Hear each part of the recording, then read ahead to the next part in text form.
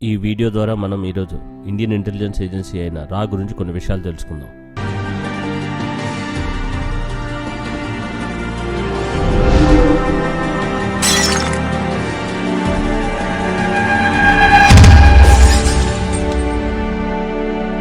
First of all రా తాలూకా abbreviation ఏంటంటే research and analysis wing. సింపుల్గా చెప్పాలంటే అది ఇండియన్ గూఢచారి సంస్థ.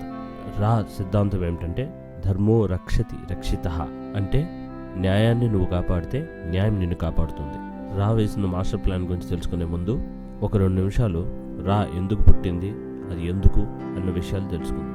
ఈ సంస్థ సెప్టెంబర్ 21, 1968లో ఏర్పడింది.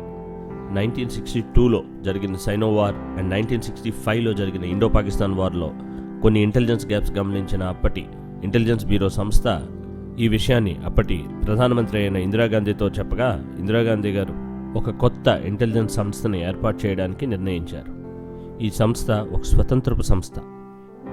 ఈ సంస్థ కేవలం ప్రధానమంత్రికి మరియు జాయింట్ ఇంటెలిజెన్స్ కమిటీకి జవాబుదారీ మరియు రైట్ టు ఇన్ఫర్మేషన్ యాక్ట్కి అతీతం. మరిప్పుడు రా వేసిన ఒక చిన్న ప్లాన్ గురించి మాట్లాడుకుందాం. హషుమ్ ఖురేషీ అనే ఒక రా ఏజెంట్ శ్రీనగర్లో మన BSFతో పనిచేసేవాడు. అప్పట్లో పాకిస్తాన్ స్పాన్సర్ చేసిన ఒక టెర్రరిస్ట్ సంస్థ ఇండియాలో ఉన్న జమ్మూ అండ్ కాశ్మీర్ విడుదల కోసం ఆల్ ఫటా అనే ఒక సంస్థను ఏర్పాటు చేసింది. అప్పుడు ఈ సంస్థకు పనిచేసే 36 మందిని Jammu and Kashmir police intelligence agency సహాయంతో అరెస్ట్ చేశాయి. ఇంకా ఈ సంస్థ గురించి రహస్యాలు తెలుసుకోవడం కోసం రా ఖురేషీని ఆ సంస్థలో ఒక మెంబర్గా జాయిన్ అయ్యేటట్టు చేసింది. కాకపోతే ఇక్కడ ఆశ్చర్యం ఏమిటంటే ఖురేషీని ISI ప్రభావితం చేసి వాళ్ళ మనిషిగా మార్చుకుంది. ఆ తర్వాత ప్లేన్ హైజాకింగ్ ట్రైనింగ్ ఇప్పించి అప్పటి ప్రైమ్ మినిస్టర్ ఇందిరాగాంధీ తనయుడైన రాజీవ్ గాంధీ నడిపే ప్లేన్ని హైజాక్ చేయడానికి ప్లాన్ వేసింది.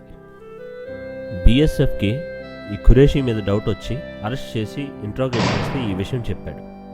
BSF ఈ విషయాన్ని రాకి ఇన్ఫార్మ్ చేసింది. అప్పుడు రా ఒక ప్లాన్ వేసింది. ఖురేషీతో నిన్ను ఉరి తీయకుండా ఉండాలి అంటే మేం చెప్పింది చెయ్యాలి అని ఒప్పించారు. రా ప్లాన్ ఏంటంటే శ్రీనగర్ నుంచి లాహూర్ వెళ్లే ప్లేన్ని ఖురేషీ హైజాక్ చేసి ఇండియా అరెస్ట్ చేసిన 36 ఆల్ ఫటా సభ్యుల్ని విడుదల చేయమని డిమాండ్ చేయాలి. ఈ ప్లాన్ కోసం గంగా అని పిలువబడే ఒక రిటైర్ అయిన ఇండియన్ ఎయిర్లైన్స్ ప్లేన్ని యూజ్ చేశారు. ఈ హైజాక్ కోసం ఖురేషీకి ఒక ఫేక్ గన్ను, ఒక ఫేక్ గ్రెనైడ్ ఇచ్చారు. ఖురేషీ రా చెప్పిన ప్లాన్ ఎగ్జిక్యూట్ చేసి పాకిస్తాన్ అథారిటీస్కి ప్లేన్ని హైజాక్ చేసింది national liberal front of Pak అని మెసేజ్ పంపించారు.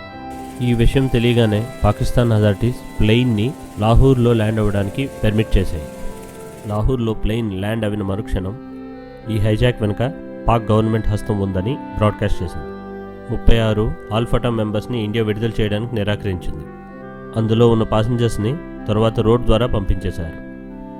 అది సరే, మరి ఈ పని వల్ల మనకి ఏంటి లాభం, పాకిస్తాన్కి ఏంటి నష్టం అని మీకు అనిపించవచ్చు. ఈ ప్లాన్ వల్ల పాకిస్తాన్ గవర్నమెంట్ టెర్రరిజంని సపోర్ట్ చేస్తుందని ప్రపంచానికి తెలియజేయడం ఒకటైతే, రెండోది ఈస్ట్ పాకిస్తాన్కి వెళ్ళే ఫ్లైట్స్ ఇండియన్ ఎయిర్వేస్ని యూజ్ చేయకుండా బ్యాన్ చేయడం. ఎక్కువగా ఈస్ట్ పాకిస్తాన్కి టెర్రరిస్ట్ రిసోర్సెస్ని పంపించడం కోసం పాకిస్తాన్ ఈ ఫ్లైట్స్ని యూజ్ చేసేది. అదండి రా తాలూకా మాస్టర్ స్ట్రాటజీ.